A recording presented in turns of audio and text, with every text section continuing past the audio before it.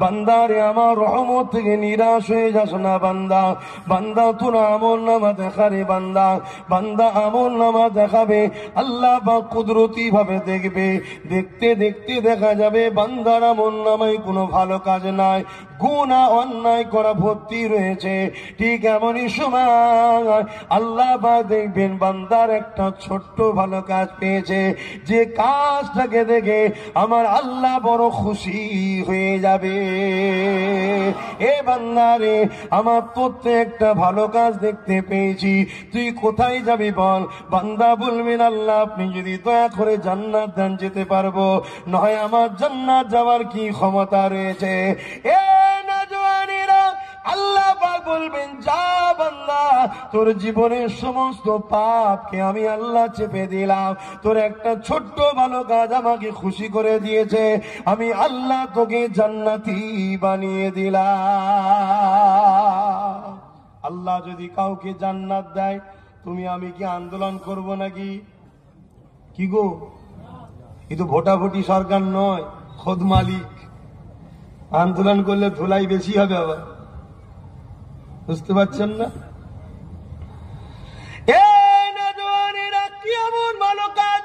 আল্লাহ নবীকে সাহাবারা জিজ্ঞাসা করলেন, ইয়া রাসূলুল্লাহ, হাবিবাল্লাহ, কি এমন ভালো কাজ হবে?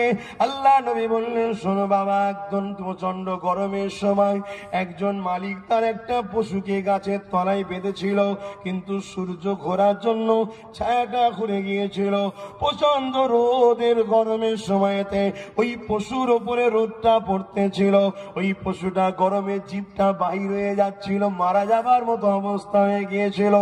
এই যুবকটা রাস্তা দিয়ে যাচ্ছিল, ওর দেখে বড় দয়া হয়েছে, মায়া হয়েছে, আরে আল্লাহর সৃষ্টিটা কষ্ট পাচ্ছে, নিয়ে গিয়ে ছাওয়ায় বেঁধে চার পানি পান করিয়েছে। আল্লাহ বলবে বান্দারে, আমার দিয়ে দয়া দিয়ে তুই যদি আমার সৃষ্টির উপরে দয়া করতে পারিস, আমি আল্লাহ কি তোর উপরে দয়া দেখাতে পারি না? যা বান্দা, আমি আল্লাহ তোকে জান্নাতি করে দিলাম। একটা পশুর উপরে যদি দয়া দেখানোর জন্য আল্লাহ জান্নাত দিতে পারে, এই সমাজে লাখো গরিবের ঘরের ভাত নাই, লাখো এতিম কাঁদে এই সমাজের, মুসলিম সমাজের ছেলে। অনেকে আব্বাস সিদ্দিকীর সমালোচনা করে, আমি জানি, দুটো কারণে করে। এক, তাদের পাতে সুরো কম পড়বে, বুঝতে পেরেছে, করতে পারে, আর নচেত মূর্খ। নচেত কি? মূর্খ, পেটে বিদ্যা নেই, সে জানতে পারে না, বুঝতে পারে না। শোনো, 100টা মেয়ে যদি নোংরা জায়গায় থাকে পেটের জ্বালায়, তার মধ্যে 70টা মেয়ে বলতে লজ্জা লাগছে তারা আমার কওমের দাবিদার। কেন বলেন? কেন এত নামাজি, এত হাজি?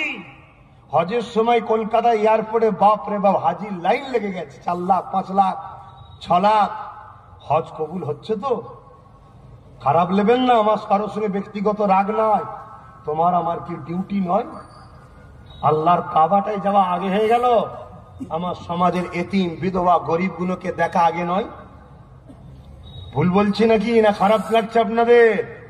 হ্যাঁ, তুমি যদি আল্লাহর একটা গরিব বান্দিকে হাসাতে পারো, হিফাজত করতে পারো, এতিমকে হাসাতে পারো, আর একদিন রাত্রিরে তুমি ঘুমাবে, কাবা কি কাবার কাবা নবী মুহাম্মদ রসুলকে দিদারে পাবে। জোরে বলুন সুবহানাল্লাহ। যার জন্য কাবা ধন্য হয়েছে, যার কদম লাগাতে কাবা পবিত্র হয়েছে, জোরে বলুন সুবহানাল্লাহ। জানো না কাবার মধ্যে 360টা ছিল, আমার নবী যেই গেল সব কটা নবীর কদমে সেজদা করেছিল, জানো না? আল্লাহ আমার নবীকে কাবার কাবা করেছে। ভাবেন আমার কম, বোঝেন, লা ইয়ারহামুল্লাহু মান লা ইয়ারহামুন নাস। প্রতিটা গ্রামে গ্রামে যুবক ছেলেদের ইউনিট করুন, অরাজনৈতিক ভাবে কোনো কারো পক্ষে আপনারা যাবেন না, আপনারা নিজেরা নিজেদের জায়গায় দাঁড়িয়ে থাকবেন, আপনার গ্রামের এতিমকে সাহায্য করবেন, বিধবাকে সাহায্য করবেন, গরিবকে সাহায্য করবেন। বিশেষ করে আমাদের বাচ্চাগুলোকে এডুকেশন দেন, এডুকেটেড করুন, শিক্ষিত করুন, পড়াশোনা করান, ডাক্তার বানান, উকিল বানান, জজ বানান, ডিএম বানান, আইপিএস অফিসার বানান, ভালো ভালো রাজনীতির নেতা বানান, আমাদের পরের প্রজন্মকে বানান। আর না হয় যেরকম হাড়ে হাড়ে ভুগছে প্যালেস্তাইন, আপনাদেরও ভুগতে হবে। কথা শুনছেন তো নাকি অসুবিধা হচ্ছে? আমি স্পষ্ট কথা বলা পছন্দ করি ভাই। যার নিতে মন যাবে নেবেন, যার নিতে মন যাবে নেবে না। কারো ঠিকালে বসিনি আর কারো খেয়েও বসে নাই যে কে বাঁচাতে হবে ওকে তাড়াতে হবে, না না না না, যে যার ঘর সামলাকে যাও। ৭৭ বছর অনেক লোকের ঘর সামলিয়েছি, আর সামলাবার প্রয়োজন নেই। কথা বুঝছেন না বোঝেন না? যারাই প্যালেস্তাইনবাসী, যাদেরকেই খাইয়েছিল, যাদেরকেই কাপড় দিয়েছিল, যাদেরকেই ঘর দিয়েছিল, যাদেরকেই থাকতে দিয়েছিল, তারাই বড় হয়ে ৮০ বছর পর তারাই আমার ভাই দোকানে মেরে বার করে দিচ্ছে। আজকেও সেই দশা তো আমাদেরও হচ্ছে।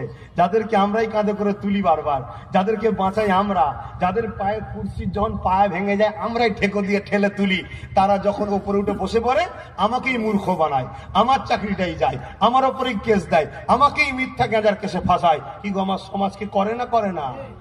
অতএব বাপ অনেক হয়েছে, আর নাই। এবারে তুমি কোন দিকে থাকবে তোমার ব্যাপার। তবে আমি এতটুকু বলে দেবো, অন্যায় করা যেমন হারাম, অন্যায়কারীকে সাপোর্ট করাটাও তেমন হারাম। শরাব পান করা যেমন হারাম, সমাজকে যারা শরাবি বানাতে চায় তাদেরকে সহযোগিতা করাটাও তেমন হারাম। শুনছেন তো নাকি? দেখে দেখে দেখে দেখে মুসলিম এলাকাতে শিক্ষা নেই, স্বাস্থ্য নেই, শুধু রয়েছে কি মেলা, ফাংশন, জুয়া, মদের আড্ডা, নাচ, খেলা। কেন দেয়? কেন এগুলো ইসলামে হালাল না হারাম? হারাম। যাতে করে আমাদের ছেলেরা মেয়েরা আস্তে আস্তে চাই ওইদিকে, যখন ওদিকে যাবে শয়তান তার চেলা ছেড়ে রেখেছে, আস্তে আস্তে চাদরে ঢেকে নেবে, চলে আয়। আমাদের ছেলেগুলো আস্তে আস্তে খারাপ হয়ে যাচ্ছে। আর মৌলী সাহেব যখন দাঁড়িয়ে বলছে, বাবা গান বাজাস নেই রে বাবা, বলছে মৌলী সাহেবকে মসজিদ থেকে বার কর দে। শুনছেন না শোনেন? মুখের তোর স্পর্ধা কি এই সমাজে ঘটছে না ঘটেনি? আমি জানি না আপনাদের এলাকায় কি হয়, কেন প্রথমবার এসেছি। কিন্তু সাবধান হন, পরিবর্তন হন। আমাদের চলার রাস্তা একটাই, লাকাদ কানা লাকুম ফি রাসূলিল্লাহি উসওয়াতুন হাসানা। সবথেকে উত্তম আদর্শ চরিত্রওয়ালা মডেল মুহাম্মদ রাসূল, তিনাকে ফলো করো। যদি তুমি মুক্তি চাও, যদি তুমি জান্নাত বিশ্বাস করো, জাহান্নামের বিশ্বাস করো, তুমি যদি বিশ্বাস করো কবর আছে, কবরে হয় জান্নাতের বিছানা বিছানো হবে না, জাহান্নামের গর্ত হবে, দুটোর মধ্যে একটা। যদি তুমি বিশ্বাস করো কোরআন সত্য, সুম্মা নুফিকা উখরা ফাইযাহুম কিয়ামুন ইয়ানজিরুন, আবার তোমাকে পুনরায় উঠানো হবে, তোমাকে ময়দানে মাশরে দাঁড় করানো হবে। যে ময়দানে মাশরটা কোরআন বলছে কানা মিকদারু 50 আলফা সানাতিন, 50,000 বছরের একটা দিন হবে, যেদিন সূর্যের 12 গুণ তাপ বেড়ে যাবে, মাথার এক বেগ দেখতে এক হাত উপরে আল্লাহ নাবিয়ে দেবে, মাথার খিনুগুলো গলে গলে নাক দিয়ে ঝরবে। যেদিন বাপ বেটাকে শুইয়ে দে তার বুকে পা দিয়ে দাঁড়াবে, বেটা বাপকে জমিনে শুইয়ে দে তার বুকের উপরে পা দিয়ে দাঁড়াবে। যেদিন স্ত্রী তার স্বামীকে, স্বামী তার স্ত্রীকে, এক কথায় যার উপরে যার ক্ষমতা চলবে তাকে জমিনে শুইয়ে তার বুকের উপরে পা দিয়ে দাঁড়াবে। সাহাবারা কাঁদে আর বলে, ইয়া রাসূলুল্লাহ এরকমটা কেন হবে? আল্লাহ নবী বললেন, লোহা যেমন আগুনে লাল হয়, সূর্যের তাপেতে জমিনটা পুরো লাল হয়ে যাবে, লোক দাঁড়াতে পারবে না। যদি আমিনা লালের হাদিসটাকে বিশ্বাস করো, এ আমার কওমের মানুষ, এ আমার যুবক, তোমার চলার রাস্তা ভুল হচ্ছে। তুমি রং রোডে যাচ্ছ, তাই এত অ্যাক্সিডেন্ট করছো, তাই তোমার সংসারে শান্তি নেই, তাই তোমার মধ্যে শান্তি নেই। তুমি না ঘুমিয়ে শান্তি পাচ্ছ, না হেঁটে শান্তি পাচ্ছ, না চলে শান্তি পাচ্ছ, না বেঁচে শান্তি পাচ্ছ। তোমার রং লুটে তুমি চলছো, তোমাকে পরিবর্তন হতে হবে। তোমার রাস্তা একটা, মেন আল্লাহ। তুমি ধর্মনীতি নেবে, আমার রাসূল থেকে নাও। তুমি পরিবার নীতি নেবে, আমার রাসূল থেকে নাও। তুমি এডুকেশন নীতি নেবে, আমার রাসূল থেকে নাও। তুমি রাষ্ট্রনীতি নেবে, আমার রাসূল থেকে নাও। তুমি রাজনীতি নেবে, আমার রাসূল থেকে নাও। কেন? আমার প্রফেট সাল্লাল্লাহু আলাইহি সাল্লাম তিনি টোটাল আমাদেরকে শিখিয়েছে। কেউ যদি মনে করে ইসলাম কমপ্লিট জীবন ব্যবস্থা নয়, তাহলে শুধু ইসলামের মধ্যে কেউ নাই, শুধু বেঈমান হয়ে গেছে। ইসলাম একটা কমপ্লিট জীবন ব্যবস্থা নয়। তাই ইসলামে নামাজ, ধর্মনীতি যেমন আছে, অর্থনীতি আছে, এডুকেশন নীতি আছে, পরিবার নীতি আছে, প্রতিবেশী নীতি আছে, সংসার জীবনের নীতি আছে, আত্মীয়তা জীবনের নীতি আছে। ঠিক তেমনি আমার ধর্মে আপনার রাষ্ট্রনীতি, রাজনীতিও আছে। জোরে বলুন সুবহানাল্লাহ। আমার নবীর রাজনীতি কি বলে? আমার নবীর রাজনীতি বলে, খবরদার প্রজাকে জুলুম করো না, গরিবের হক মেরে লিও না, এতিমকে কাঁদিও না, বিধবার হক মেরে লিও না, যার যেটা অধিকার তাকে তুমি পাইয়ে দাও। আমার রসুল বলছেন, কোন ন্যায়পরায়ণ সত্যবাদী চরিত্রওয়ালা যদি লিডার হয়, ইনসাফ পরায়ণ যদি হয়, আল্লাহ তাকে আরশের ছায়াও দান করবে। জোরে বলুন সুবহানাল্লাহ। কথা বুঝতে পারছেন? আমার নবী এটাই বলছে। সেই নবী পাক সাল্লাল্লাহু আলাইহি সাল্লামকে মজবুত করে ধরো কম, ভাই কি হবে? আবার একদিকে আরেক দল আমাদেরকে আবার ভয় দেখানো হচ্ছে, আমাদেরকে ঘাবড়ানো হচ্ছে না কি গো? একদল তো লুটেই যাচ্ছে, আবার একদল আমাদেরকে ঘাবড়াচ্ছে। শুনছেন না শোনেন? মাফ করবেন, বলবো খারাপ লাগছে নাকি? অসুবিধা হচ্ছে? একদল লোক আমার বেটির ইজ্জত আবরু লুটছে, শুনছেন না শোনেন? আর আমি যখনই বলছি কি হচ্ছে এটা কি হচ্ছে, অমনি বলছে বেশি কথা বলিনি, ও এলে তোর মেয়েকে মার্ডার করে দেবে। শুনছেন না? তো তুই কোন সা আমার বেঁচিয়ে রেখেছিস? আমার বেটির ইজ্জত চলে যাওয়া মানে আমি কি আর বেঁচে আছি না আমার বেটি বেঁচে আছে? বলুন। একদল আমাদেরকে লুটেই যাচ্ছে, আর একদল আমাদেরকে ভয় দেখাচ্ছে। বুঝতে পারছেন না? আর আমার কম ঘেবড়ে গেছেন নাকি আপনারা? কি গো ঘেবড়ে গেছেন? আহা, বদরের সেদিনের কথা কি ভুলে গেছেন? শোন না রে বাবা, কোথা বাড়ি তো এখানে? বদরের সেদিনের কথা ভুলে গেছেন? হ্যাঁ, আল্লাহ নবী যখন ন্যায়ের পক্ষে দাওয়াত দিয়েছেন, ইনসাফের পক্ষে দাওয়াত দিয়েছে, মক্কার আবু জেহেল আমার নবী পাককে জানে পর্যন্ত মারতে চেয়েছে। আল্লাহ পাক আমার নবী পাককে হুকুম দিলেন, নবী আমার ইয়াসরিব মদিনাতে চলে গেলেন। অনেক বড় কথা, নবী পাকে মদিনায় গিয়ে মদিনার অর্থনীতিকে ডেভেলপমেন্ট করতে লাগলো, মদিনার শিক্ষানীতি বাড়াতে লাগলো। মদিনায় নবী যখন যায়, মাত্র দুজন লোক সই করতে পারত, লিখতে পারতো না, সই করতে পারতো শুধু কজন? দুজন। নামটুকু কোন রকম সই করতো। এক একজন দেখবেন পয়সা লিবার জন্য ব্যাংকের বই খুলতে হবে, কোন রকম 4 দিন 5 দিন ধরে সই করেছে। আকার এই দিকে থাকে তো আর একটা অক্ষর সে ওই দিক চলে যায়। কি গো সমাজে দেখেন না? ওই রকম দুজন লোক ছিল লক্ষ লোকের মধ্যে, বাকি সব মূর্খ। সেই মদিনাকে নবী এত শিক্ষিত করেছে, আহা, সবকিছু শিক্ষা দিয়েছে। আল্লাহ নবী মদিনার নবাবী শরীফ খুলল, মসজিদ। শুধু সেখানে ধর্ম শিখিয়েছে তা নয়, একদিকে নবী সায়েন্সের শিক্ষা, একদিকে রাষ্ট্রবিজ্ঞানের, একদিকে হিস্ট্রির, একদিকে কেমিস্ট্রির, একদিকে দর্শনের, একদিকে ফিলোসফি, এই নানা রকম ভাবে নবী চতুর্মুখী শিক্ষা দিয়ে কাউকে বিজনেস শিখাচ্ছে, কাউকে রাজনীতির পলিসি, এরকম করে শিখিয়ে শিখিয়ে নবী তাদেরকে এত দূর তুলে দিয়েছে। আজকের তারিখে পৃথিবীর সর্বদিক দিয়ে শ্রেষ্ঠ যদি বলা হয়, সেই জায়গার নাম হলো মদিনা। জোরে বলুন সুবহানাল্লাহ।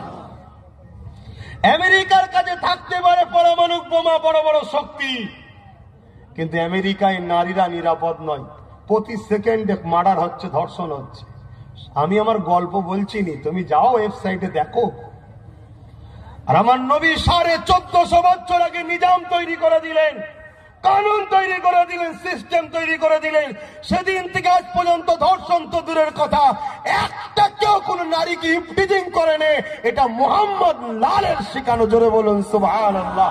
এটা আমেনা লালের তৈরি করা আদর্শ। জোরে বলুন সুবহানাল্লাহ। আজকে বলুন, আমাদের বেটিগুলো নিরাপদে আছে কি গো? আমার রাসূল পাক সাল্লাল্লাহু আলাইহি সাল্লামকে মডেল বানান, নবীকে ফলো করেন। নবী আমাদের একমাত্র মডেল।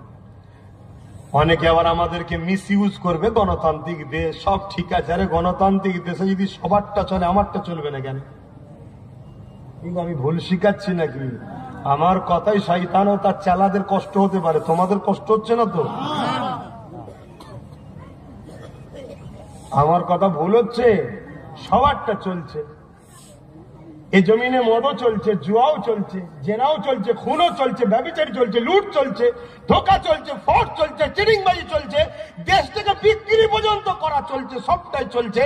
আর আমিনার লাল মানে তো ইনসাফের নাম, ইনসানিয়াতের নাম, মানবতার নাম, সভ্যতার নাম, প্রেমের নাম, ভাতৃত্বের নাম, সাহারার নাম, গরিবকে আশ্রয় দিবার নাম, ভোকাকে খানা খাওয়াবার নাম, বিধবাকে মর্যাদা দিবার নাম। আমিনার লাল মানে রাষ্ট্র নিরাপত্তার নাম। জোরে বলুন সুবহানাল্লাহ। সেটা চলবে না কেন?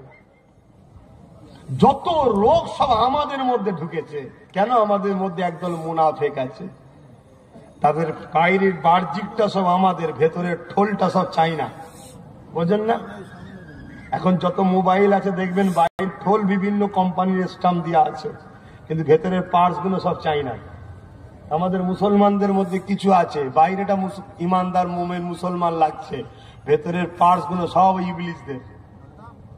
তারা আমাদেরকে শুধু সুশ্রী দেয়, এইসব করার কি দরকার, এই করার কি দরকার, আরে দুদিনের দুনিয়া আল্লাহ আল্লাহ করে লাও, আল্লাহ আল্লাহ করে লাও। তাহলে আল্লাহ আল্লাহ যদি করে লাও তো আল্লাহ কেন শিখালো রব্বানা আতিনা ফিদ দুনিয়া হাসানা? আল্লাহ আমার দুনিয়ার ভালাই দেন, তা দুনিয়ার ভালাই কিসে হয় জানতে হবে না? আমার মুসলিম সমাজের মানুষের শতকরা 45% মুসলমানের মাসিক ইনকাম হলো 2,500 টাকা। জানেন কি বলছি? শুনছেন? যে হুজুর এগুলো বলবেন কেন? আপনি তো নামাজের কথা বলবেন, নামাজের হুজুর লেসবি নামাজের কথা বলবেন। আমার নবী শুধু নামাজের কথা বলেছে? কথা বলে। আমার নবী কি শিখিয়েছে? তুমি নামাজে দাঁড়াবে, এমন সময় খানা এসে গেছে, নবী বলছে আগে খেয়ে এলে তারপরে নামাজ পড়। আর নাই তুই নামাজে দাঁড়িয়ে মনে হবে আন্ডা ভাজা দিল না মুরগি গোশ দিল।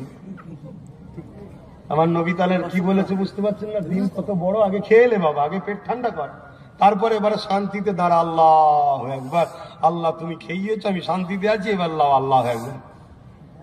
তাহলে পেটের যদি ডালা থাকে নামাজ হবে? ও নামাজে ইমাম সাহেব দাঁড়িয়ে আছে, ভাবছে ছেলের মাইনেটা দিবার সময় হয়ে গেছে, 1,500 টাকা, আমি তো পাই 2,500 টাকা, কি হবে? শুনছেন না? শতকরা মুসলমানদের মধ্যে 45% মুসলমানের ইনকাম কত? 2,500 টাকা। আজকের বাজারে বলুন মাসে 2,500 টাকায় কি হবে? আর ইমামদের যদি ধরা হয়, 100টা ইমাম যদি রাখা হয়, 100টার মধ্যে 60টা ইমামের ইনকাম হলো শতকরা, ইমামদের মধ্যে 1 লাখ যদি ইমাম থাকে, 60,000 ইমামের মাসের ইনকাম হলো 3,000 টাকা। শুনছেন?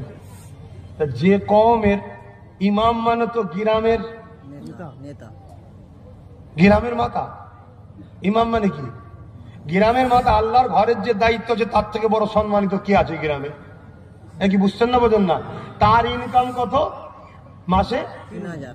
কত পার্সেন্ট? 60%, মানে 1,60,000। যে ধর্মের ইমাম 1,60,000 ভিখারি, সে ধর্মের উপরে আল্লাহ কখনো রহমত দেয়? আর এগুলো হলো কেন? পরের বাপকে বাপ বলার জন্য হয়েছে। বুঝছেন না আমার আব্বা জানেরা, ভাইজানেরা? বুঝছেন তো নাকি? আমার আব্বা কোনো কি বেজার হচ্ছেন নাকি ছেলের উপরে? পরের বাপকে আমরা বাপ বলেছি। রান্নার বেলায় বললো কচি আয়, কচি আয়, কচি আয়। জাল দিবার বললো কচি আয়, কচি আয়। খুব দরদ দেখেছি আমি, ভেবেছি এটাই হয়তো আব্বা আব্বা আব্বা করে সব কাজ করেছি। যেই রান্না হয়ে গেছে নিজের ছেলেলে ঘরে ঢুকে তালা মেরে দিয়েছে, ভাগ বাটনা নিজেরা করে নিয়েছে, আমরা হা করে বসে আছি।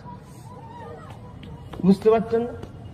সব জায়গায় আমরা মাথা ফাটার বেলায় আমরা, দখলের বেলায় আমরা, চুরি করার বেলায় আমরা, লুটার বেলায় আমরা, আর যখন বসার সময় এসে সব দরজা তালা মেরে গেছে। এই মাথায় ঢুকছে না? ঢুকে নে?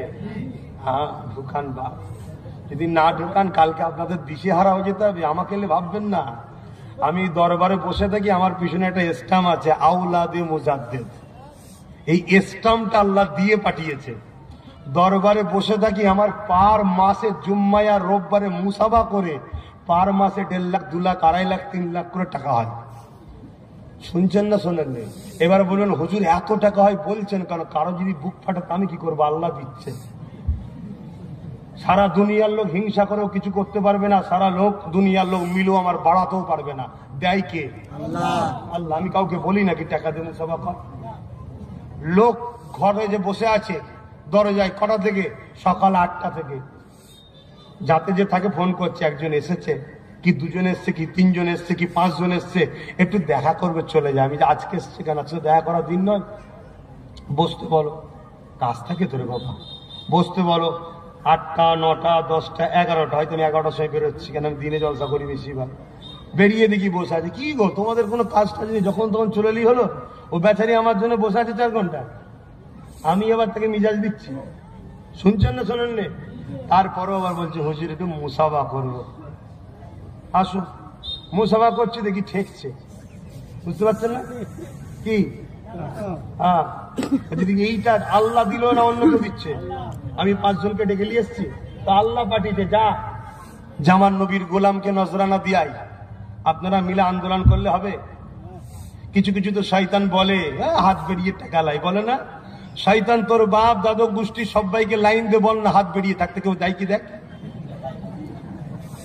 আরে মুসাফা করে নজরানা লিয়া সুন্নাত। অস্বীকারী নবীর সুন্নাতকে ইনকার করার জন্য কাফের হবে। ফতোয়া বোঝো? এই টুপিটা অনেকের মাথায় নাই। দেখো দেখো, একটা কেউ বলতে পারবে যার মাথায় টুপি নেই সে কাফের? এই বলতে পারবে? শুধু কাফের কেন, যার মাথায় টুপি নেই গুনাহগার বলতে পারবে কেউ? আরো ক্ষমতা নেই, যদি কারো গুনাহগার বলতে পারবে। টুপি পরেনে সুন্নতের সওয়াব পাইনি, কিন্তু গুনাহগারও নয় কাফেরও নয়। কিন্তু এই টুপিকে কেউ যদি ইনকার করে, তুচ্ছ তাচ্ছিল্য করে, নবীর পছন্দকে তুচ্ছ তাচ্ছিল্য করার দরুন কাফের হবে। তো সুন্নাত নজরানা নিয়াও সুন্নাত, নজরানা দিয়াও সুন্নাত, এটা রাসূলের সুন্নাত। এই সুন্নাতকে যারা তুচ্ছ তাচ্ছিল্য করে, দ্বীন ইসলাম থেকে বেরিয়ে কাফের হয়ে যাবে। শুনছেন? তাহলে আমি বুঝাচ্ছি কেন আপনাদের এই কথাগুলো, যে মনে যদি কেউ করে যে আব্বাস সিদ্দিকী মনে হয় নিজের জন্য কিছু ভাবছে। না ভাই, আপনাদেরকে ভালোবাসি, বাঁচাবার চেষ্টা করছি। পাওয়ার বোঝেন? পাওয়ার বুঝবেন তো? পাওয়ার বোঝেন? পাওয়ার দরকার আছে। পাওয়ার যদি মানুষের হাতে থাকে, বিধবা বাঁচবে, এতিম বাঁচবে, গরিব বাঁচবে, কৃষক বাঁচবে, সর্বধর্মের মানুষ বাঁচবে। বুঝতে পারছেন না? পারেন নেই? আর পাওয়ার যদি মানবরূপী পশুর হাতে চলে যায়, সবাই মরবে আর শুধু দেখবেন কাটাকাটি হচ্ছে। তাহলে আমার নবীর উম্মত আমরা, আমাদের দায়িত্ব আছে না নাই সমাজকে শান্তিতে রাখা? কে করছে না করছে দেখার দরকার নেই। আপনার রসুল বলেছে এটা একটা ইবাদত, নেকির কাজ, সওয়াবের কাজ। মাতৃভূমিকে ভালোবাসা, এটা একটা নেকির কাজ, সওয়াবের কাজ। জোরে বলুন সুবহানাল্লাহ। এই বিষয়ে আমাদেরকে ভাবা দরকার আছে না নাই? বলছি উৎসাহ, আমরা ইমাম সাহেব মানুষ, আমরা মলি সাহেব মানুষ, আমরা হুজুর সাহেব মানুষ, আপনারা এইসব কথা কেন বলবেন বলুন তো? তাহলে কি বলবো? তুই হারাম খাবি, যখন পেট যন্ত্রণা করবে আমি পানি পড়া দেবো, কি খাবি? হ্যাঁ, এই কাজ করবো? এ বলে না হুজুর পেট যন্ত্রণা করছে পানি পড়া দেন, তা আমার এই কাজই, শুধু তোর পেটে যন্ত্রণা করে আমি ফুঁ দিয়ে যাবো, এই কাজ নাকি? আর কিছু কাজ নেই? আমার কথাই মনে হচ্ছে আপনারা বেজার হচ্ছে। তাহলে ছেড়ে দেন, আর বলে লাভ নেই, এমনি নামাজের সময় হয়ে গেছে। হ্যাঁ, আমার নবী মদিনা জমিনে রাষ্ট্র কায়েম করলেন। আল্লাহ নবী সিংহাসনে বিচারের আসনে বসে আছেন। এমন সময় একজন ইহুদি চলে আসলো, আর একজন মুসলমান চলে আসলো। দুজনে একটা ঘোড়াকে ধরে নিয়ে আসছে। ইহুদি বলে, মুহাম্মদ, এই ঘোড়াটা হলো আমার। মুসলমানটা বলে, ইয়া রাসূলুল্লাহ, এই ঘোড়াটা হলো আমার। আল্লাহ নবী বললেন, প্রমাণ দাও, দলিল দাও, তোমার ঘোড়া, তোমার ঘোড়া। ইহুদি প্রমাণ দিতে লেগেছে, রাসূলুল্লাহ শুনতে লেগেছে। মুসলমান প্রমাণ দিতে লেগেছে, রাসূলুল্লাহ শুনতে লেগেছে। দুজনের প্রমাণ শুনতে শুনতে আল্লাহ নবী ফয়সালা দিতে লেগেছে। এ বাবা মুসলমান, তোমার এটা ঘোড়া নয়, কেননা তোমার দলিলের মধ্যে, যুক্তির মধ্যে, প্রমাণের মধ্যে কিছু খুঁত রয়েছে, মিথ্যা প্রমাণ হয়ে যাচ্ছে। আর ইহুদির প্রমাণটা মজবুত আছে, তাই মুহাম্মদ ফয়সালা দিয়ে দিলাম, এই ঘোড়াটা হলো ইহুদি। এই ইনসাফ যদি প্রতিষ্ঠিত হয়, তাহলে এই সমাজের গরিবরা তবেই বাঁচবে। শুনছেন না? শোনেন, এই ইনসাফ আছে? বলবেন তো? দুজন গিয়ে দাঁড়িয়েছে বিচারের জায়গায়। একজন সোনার চেন টেন পরা, হাতে সোনার বেল্টেল, বুঝতে পারছেন না? বুকের বোদামটা একটু খোলা আছে, সোনার মোটা চেন। বুঝতে পারছেন? দেখছের কাছে মাল অনেক আছে, আর একজন ছিঁড়া ফাটা বেচারি জমিটা তারই। ফাইসাল্লাহ কোন দিকে যাবে মনে হচ্ছে? সেই সমাজে বাস করে এই অন্যায়ের বিরোধী না করে তুমি আল্লাহ আল্লাহ করছো, আল্লাহ ধরা দেবে। হ্যাঁ, এজন্য আল্লাহ পাঠিয়েছে। শোনো শোনো, ভুল আমি বলে যাচ্ছি না। অন্যায়ের বিরুদ্ধে লড়াই করার নাম হলো ইসলাম। সমাজকে মদ মুক্ত করে তোলার নাম ইসলাম। সমাজের দুর্নীতির বিরুদ্ধে লড়াই করার নাম হলো ইসলাম। সমাজে এতিমদেরকে সাহারা দিবার নাম হলো ইসলাম। গরিবদের পক্ষে দাঁড়িয়ে লুটেরাদের বিরুদ্ধে লড়াই করার নাম হলো ইসলাম। ইসলামকে আমরা যদি মসজিদের মধ্যে সীমাবদ্ধ করে দেই, তাহলে আল্লাহর কাছে কিয়ামতের দিন জবাব দিতে হবে। ইসলাম দুটো পাট্টির উপরে দাঁড়িয়ে আছে। আপনাদের এলাকায় রেল লাইন আছে কি আমি জানি না, রেল দেখবেন দুটো পাট্টির উপর দিয়ে চলে। বোঝাবার জন্য বলছে এই রেলটা হলো ইসলাম। ইসলামের এই রেলগাড়িটা দুটো পাট্টির উপর দিয়ে চলে। আল্লাহ বলে দিচ্ছে, কুনতুম খায়রা উম্মাতিন উখরিজাত লিন-নাস তা'মুরুনা বিল মারুফ ওয়া তানহাউনা আনিল মুনকার। নাই করো নাইয়ের পক্ষে থাকো, নাইকে সাথ দাও, নাইকে আগিয়ে নিয়ে যাও। অন্যায় করো না, অন্যায় বিরোধী করো। আল্লাহ জানিয়ে দিল অন্যায়কে সমাজ থেকে মিটিয়ে দাও। কার হুকুম? আল্লাহু আকবার। এটা কার হুকুম গো? বলবেন না? আল্লাহর হুকুম। যিনি আমাদের কে গো? সৃষ্টিকর্তা রব। তিনি হুকুম করেছে। আর একটু খুলে বলছি শোনো, তোমরা তো চাষবাস করো কি জানি না, চাষ করো? চাষটাস আছে? আল্লাহ তো মনে হয় শহর করে দিয়েছে, না শহর তলি করে দিয়েছে, তাই তো নাকি? শহর হয়, শহর হবে না শহর তলি হবে। চাষবাস যেখানে হয় দেখবে সারা রাত ধরে পানি দিতে হয়, পরের দিন সমাজ সকালে গিয়ে বীজ রোপণ করে। সারা রাত ধরে পানি চলে, সকালে গিয়ে বীজ রোপণ করে। ধরো সারা রাত ধরে পানি দিলে জমির কিছু আলে ভোগ বোঝেন কাটা থাকে, কাটা রয়েছে, কোনো বন্ধ করলে না, সকালে গিয়ে জমিতে চাষ করা যাবে? বোঝাবার জন্য বলি, সারা রাত ধরে নামাজ পড়লে, রোজা রাখলে জীবনে, হজ করলে জীবনে, এগুলো সব পানি দিলে সকালে উঠে দেখছো কিছুই পাবে না। যদি অন্যায় গুণকে, রাল গুণকে যদি বন্ধ না করো, সুদ থেকে দূরে থাকতে হবে। আজকে দিনে তো প্রতিটা বাড়ি বাড়ি লোন ঢুকিয়ে দিয়েছে। আবার সিস্টেম কি, মহিলা না হলে লোন দেবে না, এ আছে না? না বলবেন তো। আবার একটা কি লোনের সিস্টেম বেরিয়েছে, তার আবার সেক্রেটারি মহিলাদের করছে। কথা বললেন? আবার সুন্দরী না হলে হবে না, সেজে গুজে যেতে হবে। হ্যাঁ, কি চলছে বুঝতে পারছেন না? আমার কথা খারাপ লাগছে? সংক্ষেপ করবো, বোঝা যদি হয় বুঝে নাও। শিগগিরই পৃথিবীতে দুজন আসছে, একজন রহমানের দিকে আর একজন শয়তানের দিকে। রহমানের দিকে যিনি আসছে তিনি হলেন হযরত ইমাম মেহেদী আলাইহিস সালাম। শয়তানের দিকে যে আসে সে হলো কানা দাজ্জাল। ওই দাজ্জাল পৃথিবীতে তখন আসবে যখন এই পৃথিবীর জমিনের মানুষ কোনো অভাব থাকবে না, তারপরও কিন্তু ভিখারি হয়ে যাবে।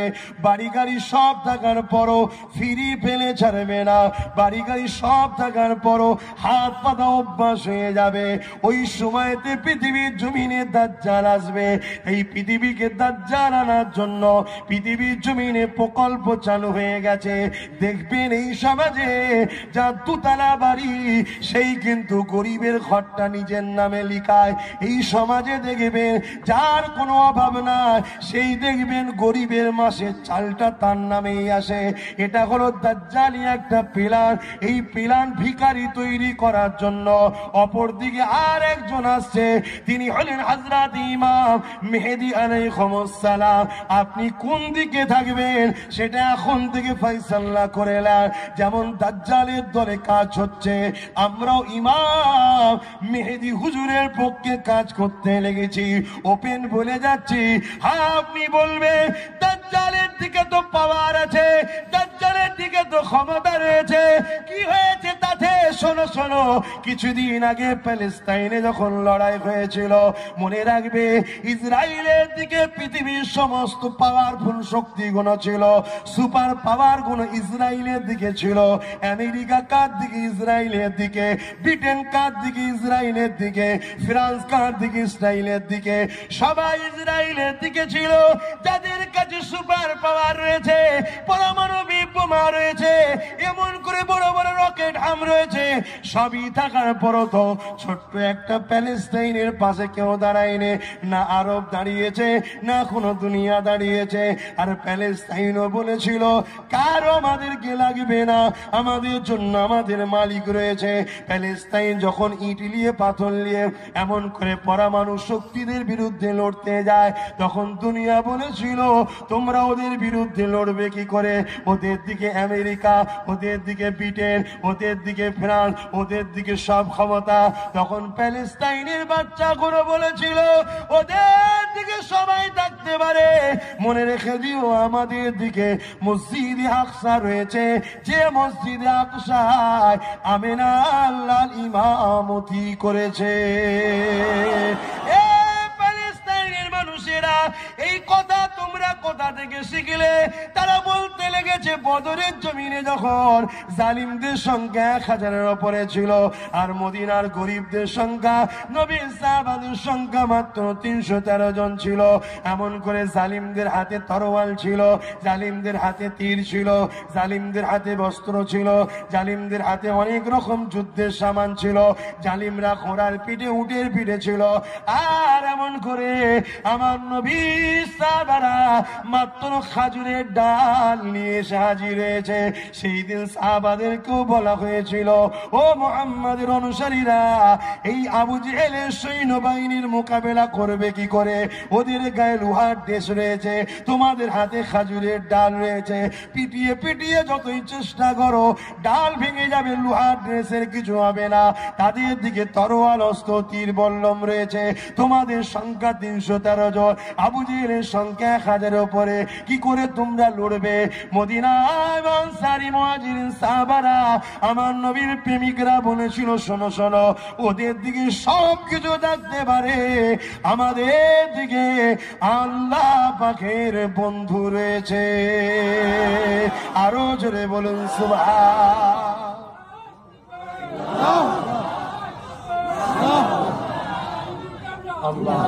শোনেন,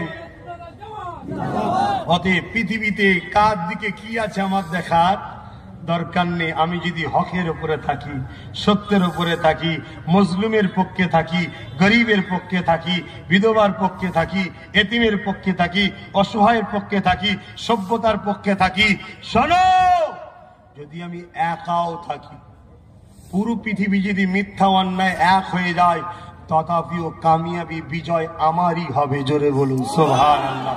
এটা মোস্তফার গোলামের ঈমান। শুনছো না শোনোনি? হ্যাঁ, ইতিহাস খুলে দেখো না, পৃথিবী বিখ্যাত সন্ত্রাস চিঙ্গিস খান নাম শোনেন? ও কন্টাক্ট নিয়েছিল ইসলামকে মুছে দেবো। বাগদাদের জমিনে যখন হামলা করলো, পুরুষ বাগদাদকে উজাড় করে দিল। আমাদের মা বেটিদের কল্লা দিয়ে বড় বড় রাজপ্রাসাদ তৈরি করেছে, মাথা দিয়ে, ইটের জায়গায়, পাথরের জায়গায়। শুনছো তো? তারপরও চিঙ্গিস খানের কোনো নাম নিশানা আছে? বলো বলো বলো। আর আজকে আমরা এখনো 200 কোটি আছি। জোরে বলুন। হালাকু খান নাম শুনুনি? হালাকু খান, এই শুনেছি সব ইতিহাস, কথা বলছো না তো? ঠান্ডা লেগে গেছে? হালাকু খান নাম শুনেন? এত মার মেরেছিল, দাজলা নদীর পানি লাল হয়ে গেছিল রক্তে, পুরো পানি লাল হয়ে গেছে, এত খুন করে জামাতে ঘরে। সেই হালাকু খানের খানদান, পরিবার, বংশের কোনো নাম নিশানা আছে? বলুন বলুন। আমরা সব জায়গাতেই আছি। জোরে বলুন। পৃথিবীতে বারবার চেয়েছে, বুশ তো বলে দিল আমেরিকায় মুসলমান ঢুকতেই দেবো না, আমরা ঢুকিও নি। কিন্তু আল্লাহ শুকর, আজকে আস্তে আস্তে সংখ্যাগুরু আমেরিকায় মুসলমান হচ্ছে। জোরে বলুন সুবহানাল্লাহ। কেন? সত্য, ইনসাফ, ইনসানিয়াত, মানবতা, প্রেম, ভালোবাসা, আমিনার লালের আদর্শ পৃথিবীকে জয় করেছে, আজও করছে। কিন্তু তোমার আমাকে দেখে লোক মুসলমান হওয়া তো দূরের কথা, মুসলমানকে ভালোবাসা তো দূরের কথা, তোমাকে আমাকে দেখে লোক গাল দেয়। আরে কি গো, দেয় না? দেয় না? বলবেন তো কেন? তোমাকে আমাকে হাতের পুতুল করা হয়েছে। একটা খবর চারিদিকে ছড়াচ্ছে, তোমরা হয়তো খবর রাখো কি আমি জানি না। মনে রাখবে, এই পৃথিবীতে কয়েকটা দল তৈরি হয়েছে যেগুলো নিষিদ্ধ সংগঠন, তাদেরকে তৈরি করেছে আমেরিকা। উদ্দেশ্য ছিল রাশিয়াকে টুকরো করবে। এসব কথা আপনাদের পছন্দ হচ্ছে না মনে হচ্ছে না? রাশিয়াকে টুকরো করে বলে আমেরিকা তৈরি করেছিল। যেমন একটা দলের নাম বলছে আল কায়দা। এই আল কায়দা কোনো মুসলমানদের দল না। আমেরিকা তৈরি করেছে রাশিয়াকে ইসলামের দল নয়, এটা টুকরো করবে বলে। যখন টুকরো টুকরো করা হয়ে গেল রাশিয়াকে, তখন আমেরিকা হাত ধুয়ে নিল, আল কায়দাকে ছেড়ে দিল। তখন আল কায়দা বলছে, আরে আমার তো তুমি ভাগিদারি দাও, আমি খাবো কি করে, বাঁচবো কি করে? যখন শুনছে না, তখন তারা আমেরিকার ওপরেই ওয়ার্ল্ড ট্রেড সেন্টারে হামলা করলো 9/11। বুঝতে পারছেন না? তখন নাম দিয়ে দিল মুসলমানরা, দেখো ইসলাম এই করে। দেখারে ও তো তোদের তৈরি করা দল। শুনছেন তো নাকি? ঠিক আমাদের সমাজও নিজেদের ফায়দার জন্য আমাদের ঘরের দাবিদার, আমাদের নয় সে। তার দ্বারা কখনো ইসলাম ও মুসলমান কোনোদিন উপকার পায়নি। কিন্তু দুঃখের বিষয়, ওই যে মুসলমান সম্পর্কটুকু আছে, তাকে তৈরি করে নিজেদের রুটি শাঁকার জন্য, নিজেদের গদি টিকাবার জন্য। আর যখন কাজ মিটে যায়, তখন তাকে ঝেড়ে ফেলে দেয়। কথা বুঝছেন না, বোঝেন না? তখন ঝেড়ে ফেলে দেয়। ঝেড়ে যখন ফেলে দেয়, সে তো অঘটন ঘটিয়ে দিয়ে ছুটে পালিয়ে যায়। তখন তাকে কেন্দ্র করে পুরো মুসলিম সমাজকে গালি দেওয়া হয়। কথা বুঝছেন না, বোঝেন না? কেন আমরা বারবার তোদের জন্য গাল খাবো? কেন 2-4 জনের জন্য আমরা মুসলমানরা অপমানিত হব? কেন বারবার আমাদের উপর আগুন তোলা হবে 2-4 জনের জন্য? এটা আমাদেরকে ভাবতে হবে। যদি না ভাবো, চুপ থাকো, আগামী দিন সব এক জালে জড়ানো হবে। এক জালে জড়িয়ে ওই সন্দ বলে তুলে নিয়ে যে 18 বছর পরে বলবে কিছু ছিল না, সন্দ হয়েছিল, তোলা হয়েছিল। 18 বছর লাইফটা বেকার হয়ে যাবে। শুনছেন না শোনেন? আমি যে কথাগুলো বলছি আপনাদের ঢুকছে তো নাকি? আর ঢুকাচ্ছে যখন, তাহলে একটা কথা বলুন, এই কথাগুলো যে বলছি, আমার দুশ্মন বাড়ছে না কমছে মনে হচ্ছে? আমার মনে হচ্ছে খেয়ে দে কাহিনী দুশ্মন শখে বাড়াচ্ছে নাকি? হ্যাঁ, তোমাদেরকে ভালোবাসি তাই বুঝাচ্ছি। বোঝো বোঝো বোঝো, এখানে যত লোক আছে সব আমার নয়। এর মধ্যে 1-2 ছাড়া আছে। সব রেকর্ড হচ্ছে, সব জায়গায় যাবে। শুনছেন না শোনেননি? কিন্তু আমি তাদের ঘরেও বলি, তুই কেন, তোর বাপ কেন, তোর 14 পুরুষ আমাদের কিছু করতে পারে না, তোরাও কিছু করতে পারবি না। কেন? দুনিয়া জুলুম করে বাঁচতে চায়, আমরা জালিমদের ঘরে মিটিয়ে গরিবদের ঘরে হাসাতে চাই। জোরে বলুন সুবহানাল্লাহ। জুলুম দুনিয়া নিজের পেটের জন্য বাঁচতে চায়, আমরা গরিবকে খাইয়ে আল্লাহর জান্নাতে যেতে চাই। জোরে বলুন সুবহানাল্লাহ। অতএব লক্ষ কোটি গরিবদের জন্য আমাদের ইতিহাস আছে, যুগে যুগে আমরা জীবনকে উৎসর্গ করেছি, তথাপিও গরিবদের উপরে আঁচ লাগতে দিইনি। গরিবদের জন্য, অসহায়দের জন্য, যারা মজলুম তাদের জন্য যুগ যুগ ধরে আমাদের ইতিহাস আছে, আমরা লড়াই করেছি, আজও লড়াই করছি। যেমন নামাজ পড়া আল্লাহ আমাদের হুকুম দিয়েছে, রোজা রাখা আমাদের আল্লাহ হুকুম দিয়েছে, হজ করা মালদারকে হুকুম দিয়েছে, যাকাত দেওয়া মালদারকে হুকুম দিয়েছে। ঠিক আমভাবে প্রত্যেকটা মোস্তফা জানের রহমতের গোলামকে আল্লাহ হুকুম দিয়েছে, এই জমিনের উপরে যার কেউ নেই তুমি তার পাশে দাঁড়াও, এতিমকে সাহারা দাও, গরিবকে সাহারা দাও, বিধবাকে সাহারা দাও, অসহায়কে সাহারা দাও, মজলুমের পাশে দাঁড়াও, দাঁড়িয়ে তুমি তাদেরকে সমস্যা সমাধান করো। মনে রাখবে, তুমি যদি আমার, আল্লাহ বলছে, আমার একটা সৃষ্টিকে বিপদ থেকে উদ্ধার করতে পারো, আমি আল্লাহ কিয়ামতের দিন, তোমার বিপদের দিন তোমাকে উদ্ধার করে জান্নাত দেবো। জোরে বলুন সুবহানাল্লাহ। তাই আমরা এই কাজ তোমাদেরকে করার জন্য দাওয়াত দিবা, বুঝাই লোককে। যে ইমাম সাহেব কি বলছেন সেটা করবি না, না আর একটু বললাম নামাজ পড়তে হবে তো, হ্যাঁ কেন, হ্যাঁ থাকে না না, শোনেন না আমার বাপ, অনেক হয়ে গেছে, শুনছেন আমার ভাইরা, আমার আব্বা যান, শোনেন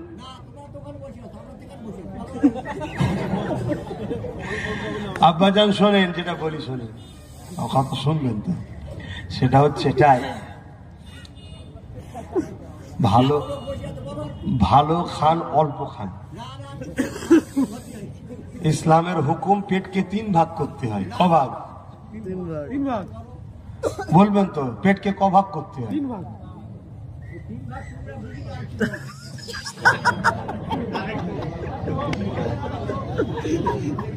খেতে হয় খায়, ওসব বুঝি না, খেতে হয় খায় না আব্বা, পেটকে 3 ভাগ করতে হয়। 3 ভাগের মধ্যে 1 ভাগ পানি, 1 ভাগ খাবার, আর 1 ভাগ খালি রাখতে হবে। কথা বুঝছেন না? এটাই তো বলছি তো। তাহলে 1 ভাগ কি করতে হবে? খালি রাখতে হবে, 1 ভাগ পানি দিতে হবে, আর 1 ভাগ খেতে হবে। এটা হচ্ছে ইসলামের নিয়ম। তাহলে আমাদের খাবারও সিস্টেমটা ইসলাম শিখিয়েছে, বলুন সুবহানাল্লাহ। আমরা যখন শুতে যাব, ঘুমাতে যাব, কিভাবে ঘুমাতে হবে ওই শিক্ষাটাও ইসলাম দিয়েছে, জোরে বলুন সুবহানাল্লাহ। কিভাবে? ডান দিকে কাত হয়ে শোয়ার কথা ইসলাম বলেছে। আরে আজকে 150 বছরের বিজ্ঞান বলছে হ্যাঁ ডান দিকে শুলে হার্ট ভালো থাকে। শোনো, আমার আমেনা লালটের 1000 বছর আগে বলেছে ডান দিকে যদি শোই হাড়টা বাঁ দিকে আছে। কথা বুঝে আসছে? ডান দিকে যখন কাঁধে শোবে হাড়টা পুরো ফ্রি হয়ে যায়, আর বাঁ দিকে যদি কাঠ হয় হাড়ের ওপরে চাপ পড়ে, তা হাড় অ্যাটাক করে, স্ট্রোক হয়ে যায়। আর ডান দিকে যদি কাঁধে শোই হাড়টা ফ্রি থাকে, ঘুমও ভালো হয়, নিঃশ্বাসও ভালো হয়, শরীরও ভালো থাকে। জোরে বলুন সুবহানাল্লাহ। এটাও অজর চাব্বা, হাই তো বলছি তো, এটাও আজ হচ্ছে। আমার ইসলাম আমাদেরকে কত সুন্দর করে শিখিয়েছে, সব কিছু সিস্টেম আল্লাহ রসুল আমাদেরকে শিখিয়েছে, যাতে করে আমরা দুনিয়াতেও কামিয়াবি হতে পারি, আখিরাতেও কামিয়াবি হতে পারি। দুনিয়ার কামিয়াবি বলতে একটা সুন্দর সুস্থ শরীর থাকা, এটাও তো একটা কামিয়াবি। কি গো? হযরতে মূসা আলাইহিস সালাম আল্লাহ পাককে বলেছিলেন, আল্লাহ আপনার উম্মতের মধ্যে, আল্লাহ পাক আপনি যদি মূসা হতেন আর আমি যদি আল্লাহ হতাম, আপনি আমার কাছে কি চাইতেন? আল্লাহ বললেন, মূসা তুমি যদি আল্লাহ হতে আর আমি যদি মূসা হতাম, আমি তোমার কাছে সুস্থ শরীর চাইতাম। বলুন সুবহানাল্লাহ। আমার প্রত্যেকটা যুবককে বলবো, তোমাদের এলাকা কত সুন্দর মাঠ রয়েছে, প্রতিদিন ফজরের নামাজ পড়বে, পরেই মাঠে আসবে, বা আরো যেখানে মাঠ আছে মাঠে যাবে।